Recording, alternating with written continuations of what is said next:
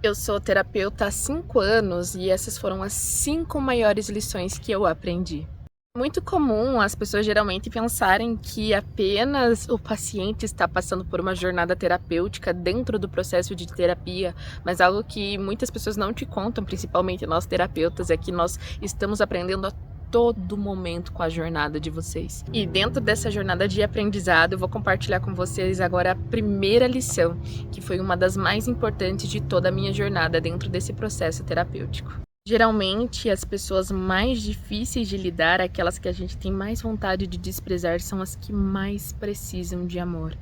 Eu já atendi pessoas que têm a personalidade muito difícil, que são pessoas que têm uma carranca, elas são muito rígidas, muito duras, às vezes muito severas. E quando a gente vai fazendo o processo de escavação de crença, de ressignificação de traumas, de liberação dos pesos emocionais mesmo, eu vejo quantas feridas essas pessoas carregam. Geralmente elas já são duras dessa forma porque elas foram tão machucadas que elas criam uma capa de espinhos ao redor de si justamente para poder se proteger e nunca mais passar por aquela dor. Só que o que elas não percebem é que muitas vezes elas se tornam o próprio algoz, porque aquilo que faziam de mal para elas hoje elas acabam fazendo para os outros e de forma muitas vezes totalmente inconsciente. Sim, tem pessoas que sabem que são ruins, né, que estão ali sendo desvirtuosas, mas elas não têm consciência de como elas afetam os outros, porque muitas vezes elas não querem afetar os outros, elas querem apenas se proteger. Então, quando você presencia uma pessoa que é uma pessoa mal-humorada, é uma pessoa que você acha desprezível, lembre que por trás de cada comportamento errado do ser humano existe uma dor,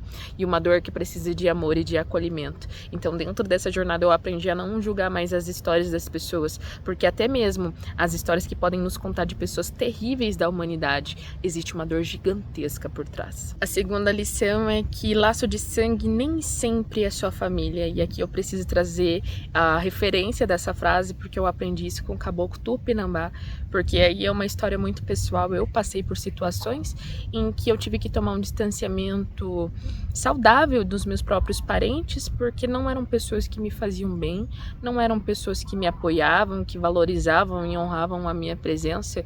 Então, para eu poder manter sanidade mental e espiritual e emocional, eu tive que tomar um distanciamento saudável a partir do momento em que eu ouvi a frase desse caboclo, né, que é um dos guias espirituais que, graças a Deus, me acompanham. Esse caboclo me ensinou o seguinte, que a gente precisa saber diferenciar laço de sangue de família. Ele dizia assim, muitas vezes as pessoas se prendem aos seus laços de sangue porque o sangue está correndo na veia, mas não se esqueça, filha, até um pernilongo pode carregar o seu sangue.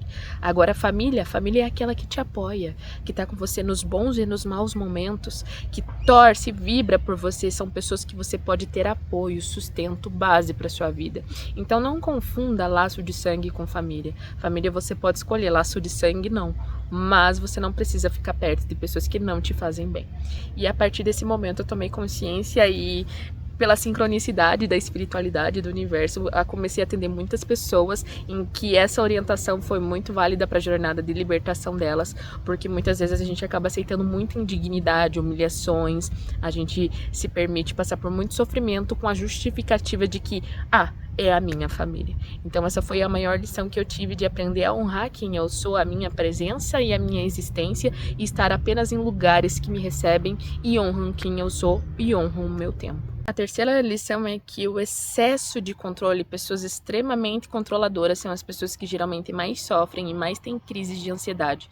São pessoas com um modelo de pensamento muito rígido, um padrão de comportamento muito rígido, elas geralmente têm muita dificuldade em receber, são pessoas que elas estão sempre com muita pressão em volta de si, porque tudo precisa sair conforme o planejado, tudo precisa ser do jeito delas.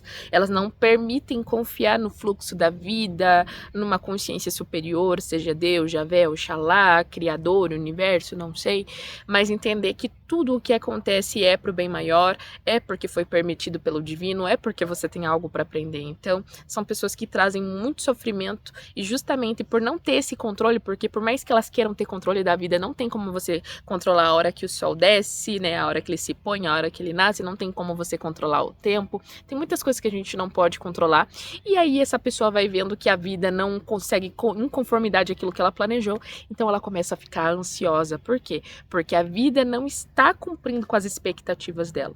Então são pessoas que sofrem muito, muito mesmo. Todas as pessoas que estão insatisfeitas com a própria vida têm um nível muito raso de conhecimento sobre si. São pessoas que podem estar vivendo uma vida muito superficial porque elas não sabem quem elas são, o que elas estão fazendo aqui, o que realmente agrada, o que não agrada, quais são os limites, o que essa pessoa tolera, o que ela não tolera, o que é digno, o que é indigno para ela nas relações sociais. Então ela se torna uma pessoa muito passiva, permissiva, uma pessoa que não sabe dizer não, ou muitas vezes uma pessoa que se torna um ser totalmente desconectado de quem ela realmente é, porque muitas vezes ela está aceitando projeções externas, ela está acreditando que ela é o que ela ouviu na infância, o que ela ouviu no passado, o que a sociedade diz sobre ela, e não quem ela realmente é, porque a gente só sabe quem a gente realmente é, não é pelo que os outros falam para nós, mas é por um olhar interno. Então apenas o autoconhecimento pode trazer para você uma reconexão com a sua essência, que é para você descobrir quem você realmente é. A quinta e última lição é que as pessoas que estão comprometidas com o autoconhecimento, com o seu desenvolvimento espiritual, são pessoas que investem em terapias, elas cuidam de si com constância, não é um evento canônico, ela investe, se torna um hábito na vida dela, investir em autoconhecimento e desenvolvimento espiritual. São pessoas que prosperam mais, porque elas vão entendendo sobre as leis da vida, as leis do universo, como que é o funcionamento interno dela, né? Como que ela funciona, como que a vida funciona, como que ela pode se comportar diante das dificuldades da vida. Então é uma pessoa que vai ter muita sabedoria, ela vai ter flexibilidade e adaptabilidade, ou palavrinha difícil, diante das situações da vida. Então são pessoas que vão saber prosperar mais, porque elas vão estar fluindo, elas vão ter menos resistência do que quem não faz a jornada de autoconhecimento. Então essas lições são muito preciosas e espero que você tire insights preciosos para sua vida. Inclusive, se você quiser compartilhar a sua jornada aqui dentro dos termos que eu trouxe para você, vai ser uma honra poder